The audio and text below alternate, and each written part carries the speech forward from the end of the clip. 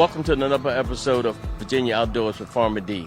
This morning we're here at the Culpeper County Farmers Market, and we're going to talk about beekeeping, the importance of raising bees. Hi, we're at Persimmon Hollows Farm with Serena. And Serena, can you please tell us about everything you do here? Sure.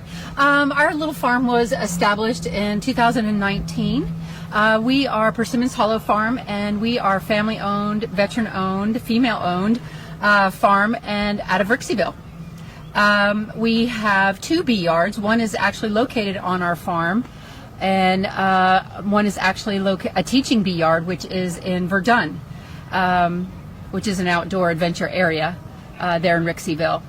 So what we do is when we harvest our honey, we have many hives, and we harvest our honey hand packaged, hand processed, strained and not filtered, not ever heated.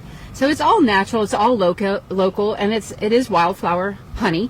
So right here, this is our honey. This is our spring harvest. This was harvested about 3 weeks ago, and this is our wildflower honey. I noticed that you have 2 different colors of honey. Could you explain? I see one is darker than the other. Yeah, this one back here, you'll notice, is a darker honey, and this is our fall.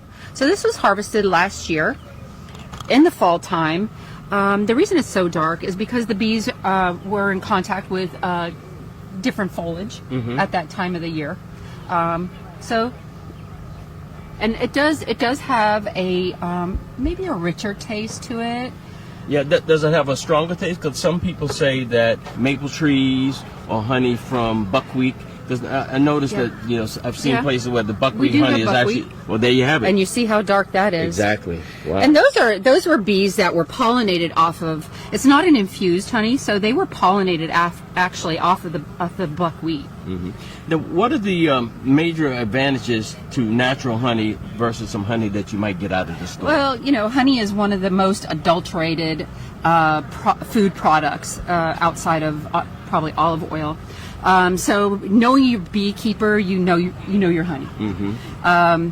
And some of the advantages of it, it's not only antioxidant and has all the good health benefits that come along with the honey, but it's also allergies. If you have allergies, you want to start your spring honey. If you have spring allergies, you want to start consuming that spring honey probably February, March time for here. Nice. And get your local honey.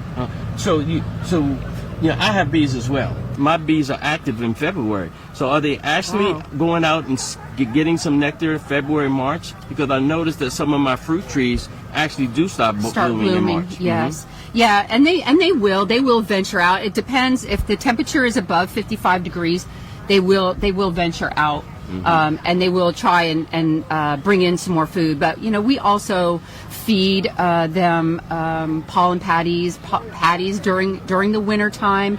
We do allow them to have a lot of their honey. Like, we're getting ready to do another harvest, but we'll leave a lot of that honey for them to get them through the season. Well, you have through to. The winter. I noticed you used the word adulterated. When you said honey is one of the most adulterated products, what exactly does that mean? A lot of times, they try to pass off honey as being organic, and a lot of times you get it from these big box stores, and it may be organic, but it's coming from 4 or 5 different countries. But also, they do cut it a lot of times from these foreign countries. They do cut it a lot of times with corn syrup. So basically, we have no idea how the honey is regulated or what their standards are. Exactly. Mm-hmm. Can you tell us about some of your waxes and things that you do with the bee wax? Yeah, actually, let me show you this little guy. This is one of my favorite candles. So when we harvest our honey, we take the capping wax, and my husband will clean the capping wax, which is a very lengthy process. He'll clean the wax, and then he will pour it into these Polish molds and create candles out of it. So they are 100% beeswax. They burn longer and cleaner than what you would buy at a store, anything out of soy. Yeah, and I noticed you used the term capping wax. What exactly is the capping wax? So when we process this honey, we take the cappings, the covers off of the wax covers off of the honey, and we collect that into a bucket. But that exposes all the honey so that we can now process and harvest all that honey. So obviously, you are as busy as a bee as well. Yes, absolutely. That sounds like a lot of work to me. Yes, it is a lot of work. Okay. A lot of work. And not only do we have candles here, but I have smell some amazing soaps. Can you tell us about the soap? Yes, absolutely. So not only do we use the honey, or not only do we have the honey and the wax, but we also use it also within our skin products, in our salves, in our lotions. I will use the honey in soaps because the sugars from the honey actually make the soap a much bubblier soap. The waxes are just, beeswax is just so good for your skin. It also makes our products water resistant. Oh, nice. So if I take some bee wax and just rub it on my skin, what'll happen? Well, it's an anti-inflammatory, so it'll protect it. Right. Yep. Well, we try to stay as natural as possible. Yes, and, absolutely. And you know, we buy fresh, buy local. Yes. And obviously, everything comes through your bees. You don't use Yep. bees or honey from any other No. source. No. Everything is from Culpeper, Virginia. Yes. You have to love Culpeper. It's a great place. I noticed that you have an extensive variety of soaps. Can you Yeah. go through and tell us some of the varieties and what they are used for, please? Yeah, we designed our soaps, or we present our soaps for more of like a purpose also. So these are not only really good natural soaps, but also we have soaps here that have purpose. We have Lady Part soap, which is a pH balanced soap for women, because sometimes a soap will change our pH balance. Now, if I use that soap, would that change my pH balance? It's good for stinky feet and stinky armpits, so That it will sounds- help to regulate that. I'll take 3 of these, please. All right. Tell us a little bit about some of the others. We have a lot of great other things. Locally sourced goat's milk soap. Goat's milk soap. Goat's milk is a very it's a hard soap, but it is a very natural soap. A lot of good nourishment for your skin.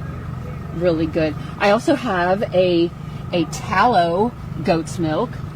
Tallow. What exactly is tallow? Tallow, well, beef tallow is our beef tallow is harvested locally from a butcher in Madison, and what we do is we request the fat that is the closest to the organs because it has the most vitamins and minerals that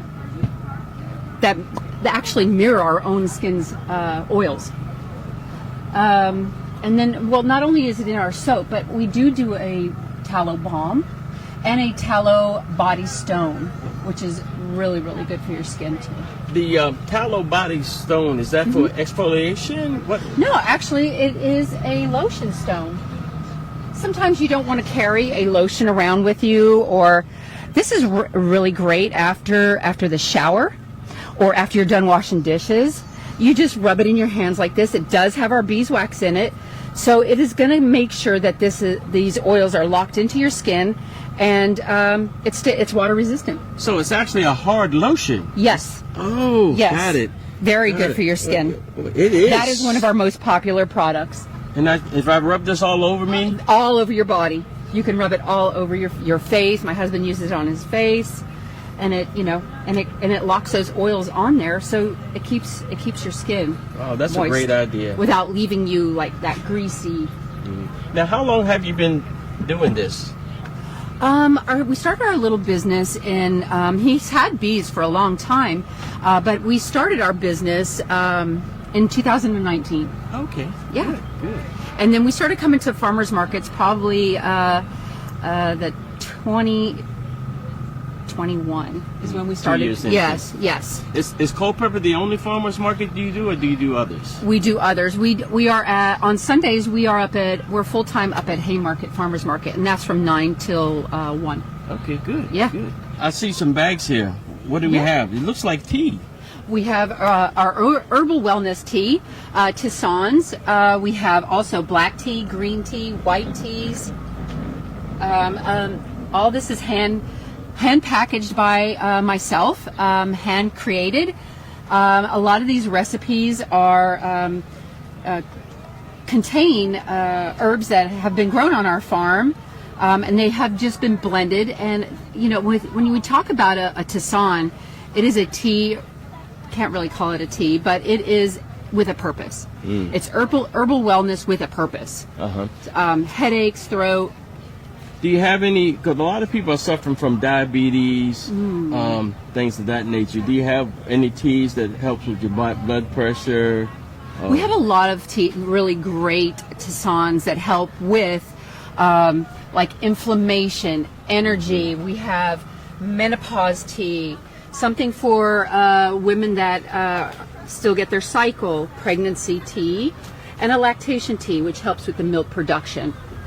When you say pregnancy tea, is that so you don't get pregnant, or so you do get pregnant? No. This is to help provide that woman with a little bit of extra, like ashwagandha or a little bit of natural, something to soothe her during the course of her pregnancy. Yeah, because definitely. Yeah. I will not be drinking any pregnancy tea. We do have one for men's health, though. Oh, good, great. We need that. And men can always use a good tea. Can you tell us where the tea leaves come from? These tea leaves come from a family that is located, a family-owned business that is located in Houston, Texas, and they source their stuff from. They are an Indian family, and they source the black tea we get from them, and and as our base to our teas. And then I will take them and create a recipe out of them. Of your own. You said that you grow some of the herbs yourself. In particular, which herbs do you grow? A lot of the holy basil. There is the rosemary. This sounds like a full-time job to me. Yes, I'm extremely busy. Not only managing the farm, but also managing the business. Right. Well, you have all the bees. You have growing all the ingredients for the teas. But it is a labor of love. You have to love it. Yeah. How many beehives do you have? Well, it varies. It varies based off of the season. Each bee yard probably has anywhere from 25 to 30 bees. Out at Verdun is a teaching bee yard, so we take people out there. We have just maybe a couple hives out there right now to teach, people who are interested or think that they're interested in bees. Before they dedicate all that time and money to these animals, we want to get them out there and see if it's really for them. Well, thank you, because our next episode, we're going to join you at your teaching bee yard. Yes, that would be wonderful. We want to show people the benefit of bees, why we need bees. Because we do need you. And then you get to meet the beekeeper. I get to meet the beekeeper, definitely. Yeah. Well, thank you very much for inviting us in, and thank you for all the information. And as always, buy fresh, buy local. Hi, we're here at the Culpeper County's Farmers Market with Nancy. She's the market manager. Nancy, can you tell us a little bit about Culpeper County's Farmers Market? Yes. So Culpeper County Farmers Market has been in existence for I don't know how many years, forever and ever. And we have two of the original vendors still here. But we've been here now in the Baptist Church parking lot for 5 years. We started here the summer of 2020 during COVID with a drive-through market. And with that, the vendors expanded from when we were downtown to here. So we've got about 40 total vendors, of which about 25 to 26, I think, are full-time that are here every week you can count on, and then we have a rotation of part-time vendors. Oh, well, that's good. What is required to become a vendor? So to become a vendor, you do have to be within, I think it's 75 miles of Culpeper. Fruits and vegetables. We do have some artesian vendors. We have some two cideries and stuff, so there's a committee and they'll vote on it, and they try to keep it like 70% is farmers, and then the other 30% will be, we've got bakers and others here, candles, flowers, Flowers have come really big this year. We really got a lot of new flower vendors this year. Well, maybe because we've had all this rain. We've had an amazing amount of rain here in Virginia this year. I know. Yeah. I track it because I am weird, nerdy, I guess. I don't know. But yeah, we've had 2 to 3 inches every weekend, it seems. Yeah, rain is good, but it also can be bad. I know my tomatoes did not like all the rain. Well, we have a plethora of vendors with tomatoes here you can find. Good for you. Can you tell us, Nancy, about this program you have for kids? Yes, so we have a farmer market program for kids where kids can get farm dollars. Once a month, they can have $5 that they can spend here at the market on fruits, vegetables, plants, things that are, raised on farms. Yeah, healthy eating. Healthy eating, yes. And it will come with, a small coloring activity page and then a recipe also that, they can buy all the ingredients, most of the ingredients here at the market also. Then on the second Saturday of the month, we will also have like a food demo program where we're doing something similar for the kids. And the library has been coming to these also and having, some co-joining and supporting the children. Yeah, I think it's important that we start at an early age in teaching the kids the benefits of eating healthy and eating natural foods that doesn't have sprays and chemicals sprayed on them. And I think that's very important, and it's great that you guys are doing that for the kids. Yeah, no, I think it's a great program, and it's amazing how many kids really look forward to coming. And we, spread out the packets we have per month, and sometimes we run out during one Saturday, and it's just amazing how they're disappointed, or sad how they're disappointed, but they come back the next week to get them. And so they look forward to it. And yeah, many of them are talking about, I'm going to go get strawberries or blueberries or a zucchini. Right. Now, how was this program funded? This is funded through a grant. I'm not sure exactly if it's through which grant. It's a wellness grant. I know that. I'm just not 100% sure. Right. Well, it's very important that we continue educating the kids. And when you educate the kids, they will educate more kids. Yes. Because not all parents educate the kids the benefits of eating healthy. I see a lot of kids eating fast foods and stuff. But it's great that you guys have a program to educate our kids the benefits of eating healthy. Yes. No, I think it's very beneficial. I think the kids really enjoy it also.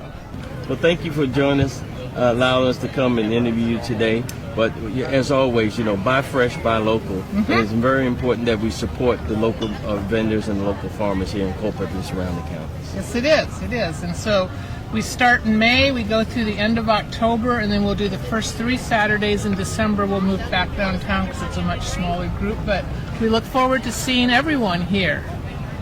Now, how can they contact you to become a vendor? So to become a vendor, you would go to either CRI's website or their Facebook page, and there's paperwork on there that you fill out. So you fill out the paperwork, it goes to the committee. You do have to have a business license with a tax ID number and insurance. And then, And I'm sure the prices are reasonable. Yes. Good. I can tell you the prices. It's $300 for a full year vendor and $50 if you're part-time. And once you hit 6 times, then you're just free after. That sounds like a good deal to me. It is a good deal. Yeah, well, good. Well, welcome everyone to our channel, and please come to Culpeper and support the local businesses. We look forward to seeing you.